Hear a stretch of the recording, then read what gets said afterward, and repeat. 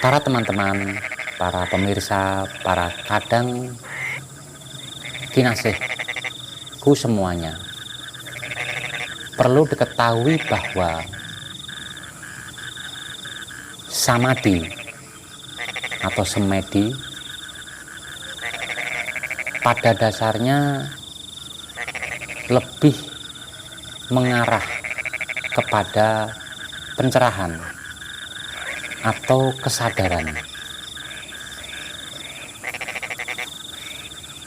Kalau hening cipta dan meditasi, ya, kalau itu kemungkinan juga sama.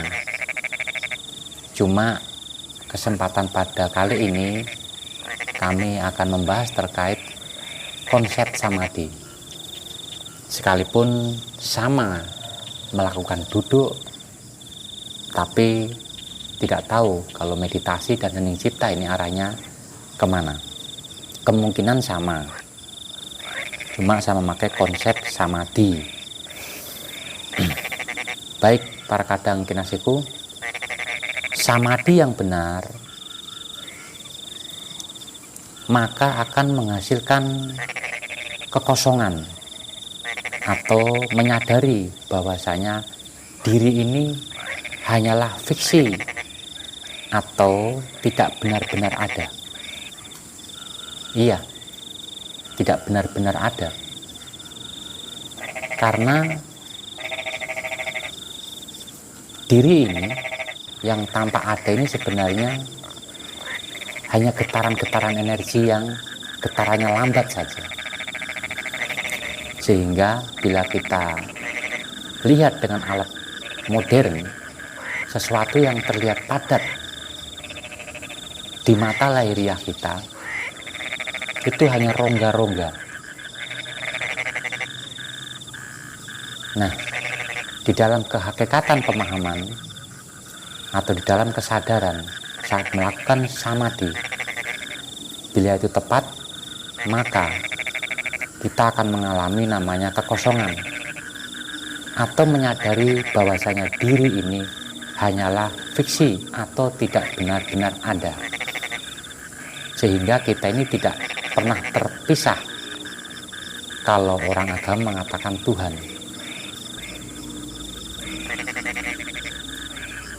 penyebab pribadi lupa akan kesejatian dirinya atau lupa akan kesucian dirinya itu dikarenakan pribadi tidak tahu sistem kerja atau tidak mengenal perangkat-perangkat tubuh, terutama perangkat yang bernama otak yang melahirkan pikiran, perangkat yang bernama jantung yang melahirkan perasaan, perangkat yang bernama kelamin yang melahirkan sebuah keinginan. Sehingga dalam penggunaan yang tidak tepat atau tidak terkontrol karena ketidaktahuannya, ini akan mengakibatkan efek-efek buruk di luar pengetahuannya. Jadi liar. Jadi kita kan punya otak kiri dan otak kanan. Lah otak kiri kita ini memiliki kecenderungan sebagai penafsir logika. Otak kiri kita inilah yang memverbalisasi atau mengkategorikan baik dan buruk. Saat semisal pribadi pernah memiliki pengalaman melihat matahari terbit, melihat pemandangan, maka otaknya akan berpikir dan mengatakan atau memverbalisasi bahwasanya matahari atau pemandangan itu sangat indah, ya kan? Begitupun sebaliknya, saat semisal pribadi memiliki pengalaman melihat bencana alam,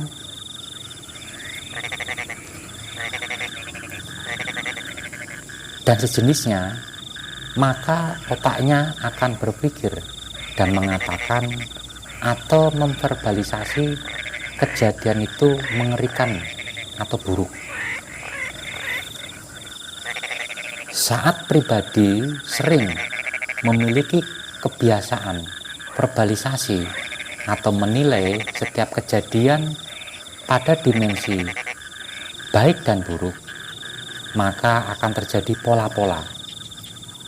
Saat pola-pola itu terbentuk, maka akan terjadi identitas atau diri fiksi yang seolah-olah ada. Saat diri fiksi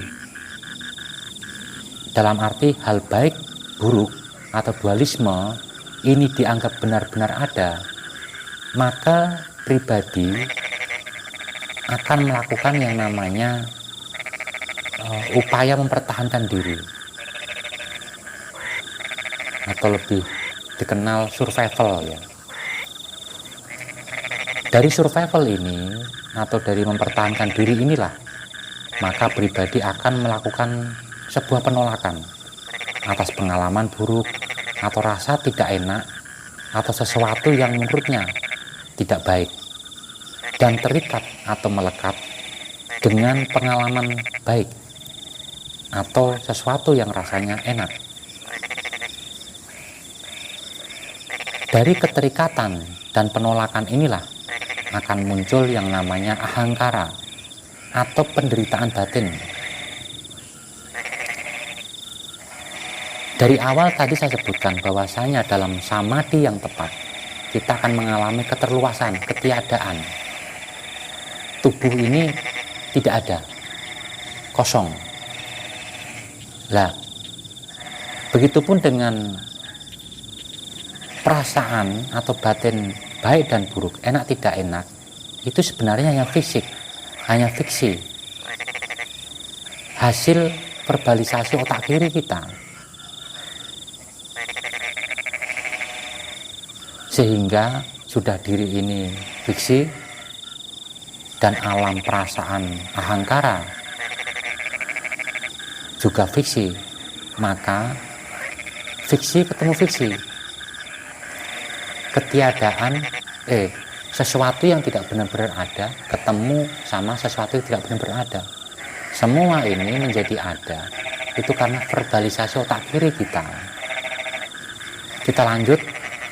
Dan saat pribadi terus bergelut pada sesuatu yang pada dasarnya tidak benar-benar ada, maka pribadi diibaratkan seperti samudera yang menganggap dirinya adalah gelombang, atau hidup yang mengira dirinya adalah kehidupan. Dan gelombang atau kehidupan akan berusaha melawan segala sesuatu yang pada dasarnya ilusi. Pikiran ini kan ilusi atau terbatas, dan sesuatu yang terbatas ini akan berkeinginan menjadi lebih. Semisal gelombang kecil ingin menjadi besar, dan ini sangat mustahil. Atau kehidupan yang saat ini ada tidak bisa ternikmati atau syukuri, sehingga berkeinginan kehidupan yang lebih. Dan kalaupun yang diinginkan didapat, pribadi akan terus berkeinginan lebih, seolah-olah dunia ini mau dimiliki sendiri. Maka jika begitu dalam proses menuju keinginan tersebut, pastinya kasar atau menghalalkan segala cara, dan ujung-ujungnya juga akan jatuh, menderita atau mustahil, karena pribadi tidak pernah menikmati setiap sesuatu yang ada pada dirinya saat ini. Lain cerita kalau pribadi sudah ada pada frekuensi kesadaran, maka si gelombang atau si kehidupan ini tahu kalau dirinya adalah samudera atau hidup. Dan saat itulah akan terjadi keterluasan atau ketidakterbatasan, sehingganya semua kehidupannya menjadi tepat, bukan lagi baik dan buruk. Karena baik dan buruk atau dualisme itu hanya berlaku untuk mereka yang belum tercerahkan atau tersadarkan bahwa dirinya adalah samudra atau hidup yang maha luas, tak terbataskan, dan tak pernah mati. Sebagai tambahan, kami akan memberikan kata-kata bijak atau kata-kata indah dari pemahaman di atas.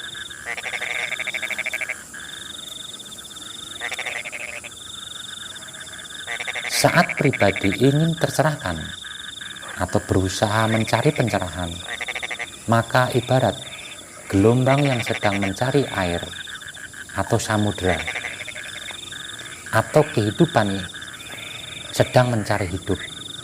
Gelombang tidak sadar bahwasanya kalau dirinya sebenarnya adalah samudera atau air itu sendiri yang sedang bergerak, atau kehidupan tidak sadar kalau dirinya sebenarnya adalah hidup itu sendiri yang sedang bergerak atau berkehidupan. Kata-kata indah yang kedua, bila orang mencari ketenangan, dia tidak sadar bahwa dirinya sebenarnya adalah sumber ketenangan. Olehnya, yang menghambat orang menemukan ketenangan karena dirinya sedang berusaha mencari ketenangan. Yang ketiga, orang mencari Tuhan atau orang yang ingin bertemu Tuhan, dia tidak sadar bahwasanya kalau dirinya sebenarnya adalah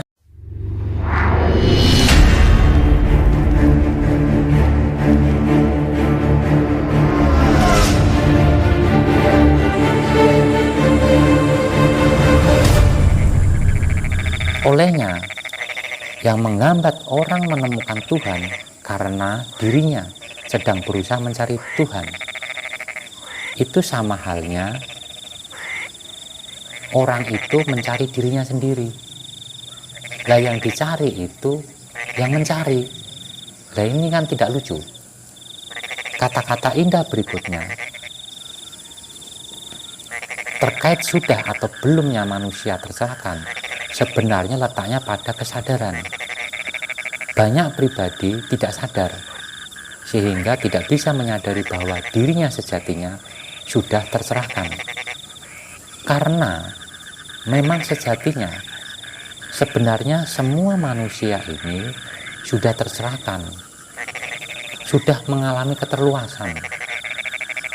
Hanya membedakan, dia belum menyadari dan belum sadar, dia belum menyadari dan yang lainnya sudah menyadari.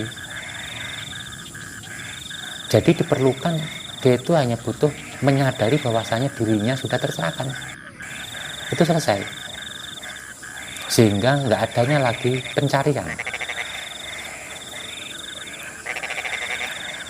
Yang berikutnya, jangan sering menilai atau memilih-milih terkait hal baik dan buruk, karena hal itu hanya akan mempertebal verbalisasi yang sebenarnya tidak benar-benar ada. Manfaatkan pikiran kita dengan tepat, manfaatkan hati atau jantung kita dengan tepat, manfaatkan kelamin atau syahwat kita dengan cepat, dengan tepat.